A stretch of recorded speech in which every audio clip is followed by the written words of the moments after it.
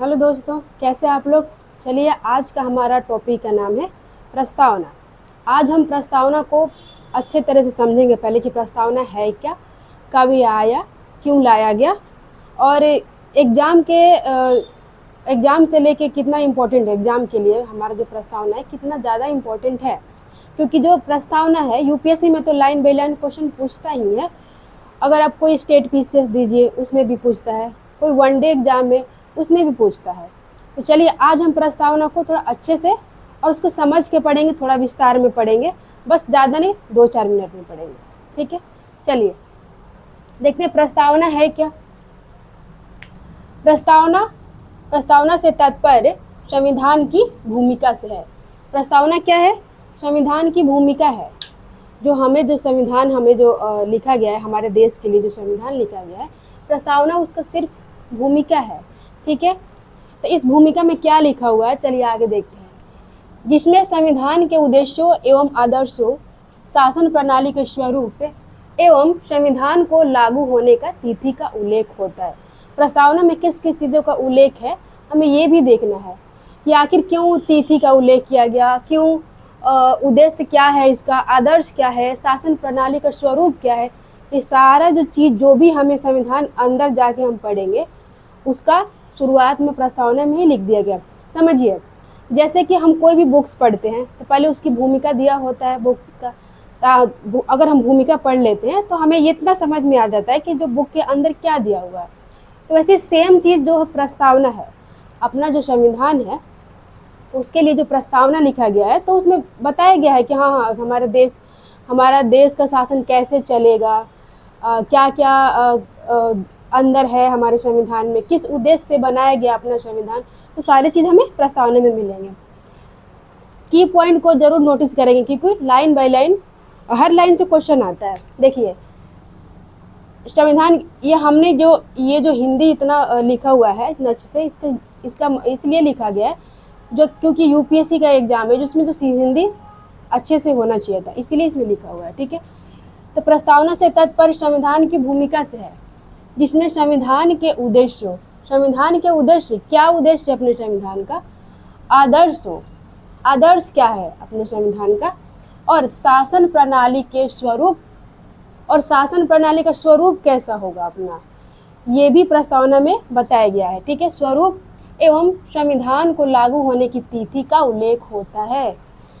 फिर से देखिए, ध्यान से देखिए, क्योंकि प्रस्तावना से बार बार पूछता है, हम फटाक से पढ़ के निकल जाते हैं। संविधान का उद्देश्य, क्या उद्देश्य अपने संविधान का, क्या आदर्श है संविधान का, ये भी, और शासन प्रणाली का स्वरूप कैसा होगा। सारे को हम नेक्स्ट वीडियो में समझेंगे, बट अभी इतना समझ लेते हैं।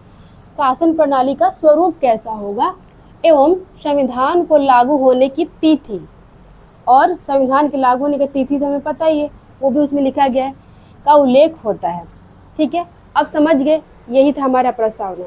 अब चलिए हम पढ़ते हैं कि किसने लाया था, कब लाया गया था। देखिए, तो 13 दिसंबर 1946, मैंने ये ऐसे इसलिए लिखा है ताकि हमें डेट याद रहे।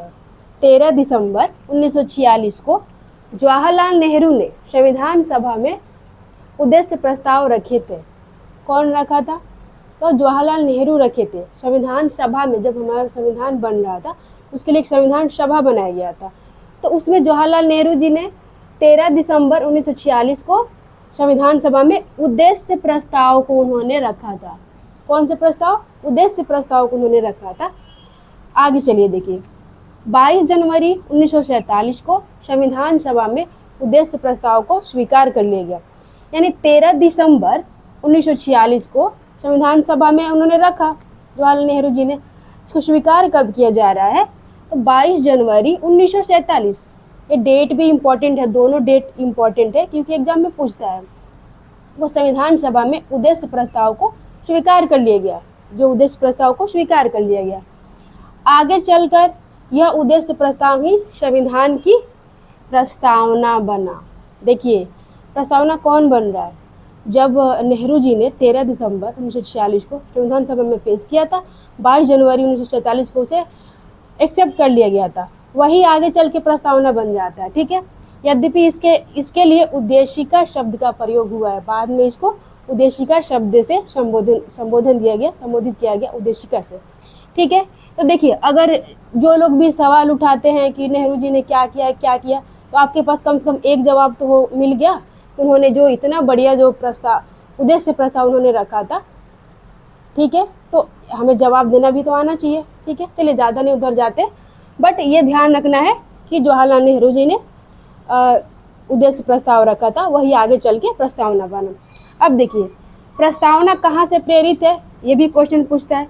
प्रस्तावना कहाँ से प्रेरित है, तो ये है यूएसए से। प्रस्तावना प्रेरित है यूएसए से। दूसरा पॉइंट देखिए, प्रस्तावना किसकी देन है, तो ये है जवाहरलाल नेहरू जी का। यदि पर्सन पूछ रहा है किसकी देन है तो ये जवाहरलाल नेहरू जी का होगा, बट कहाँ से प्रेरित है, अगर क्वेश्चन में तो पता चल ही जाता है क्या पूछ रहा है। ठीक है, तो ये होगा यूएसए। एक और पॉइंट है, भारतीय संविधान की प्रस्तावना की भाषा और विषय वस्तु किससे प्रभावित है। देखिए प्रस्तावना प्रेरित है यूएसए से, ठीक है, और व्यक्ति पूछे तो नेहरू जी का नाम लेना है। ठीक है, और जो अपना संविधान का जो प्रस्तावना है उसकी भाषा और उसका विषय वस्तु, यहाँ ये कहाँ से प्रेरित है, ये है ऑस्ट्रेलिया से। तो ये तीन क्वेश्चन देखिए यहाँ मिल गया। तो ये कंफर्म होना चाहिए कि विषय वस्तु भाषा कहाँ से है, तो ऑस्ट्रेलिया से। कहाँ से प्रेरित है, तो यूएसए से। किन्होंने पेश किया था, नेहरू जी ने, अगर पर्सन पूछ रहा है तो। कब पेश हुआ था पहली बार, 13 दिसंबर 1946 को। कब एक्सेप्ट किया गया, 22 जनवरी 1947 को। क्या प्रस्तावना में क्या क्या मेन दिया गया है, तो मेन ये है भूमिका, और इसमें संविधान के उद्देश्य, आदर्श, शासन प्रणाली के स्वरूप, उद्देश्य, आदर्श, शासन प्रणाली के स्वरूप, संविधान को लागू होने की तिथि, ये याद होना चाहिए। अभी याद कर लीजिए, संविधान के उद्देश्य क्या है, आदर्श क्या है, शासन प्रणाली स्वरूप क्या होगा, और संविधान को लागू होने की तिथि, ये सारा उल्लेख किया गया। तो चलिए धन्यवाद। लेकिन अगर आपको अच्छा लगे तो कमेंट्स बॉक्स में ज़रूर बताइएगा कि मैं थोड़ा और भी अच्छे से इम्प्रूव कर सकूं, और अच्छे से इसको पढ़ते रहिए, आगे बढ़ते रहिए, और भी वीडियो मेरा फॉलो कीजिए। आपको एक एक कॉन्सेप्ट छोटे छोटे वीडियो में मिलते रहेंगे। धन्यवाद।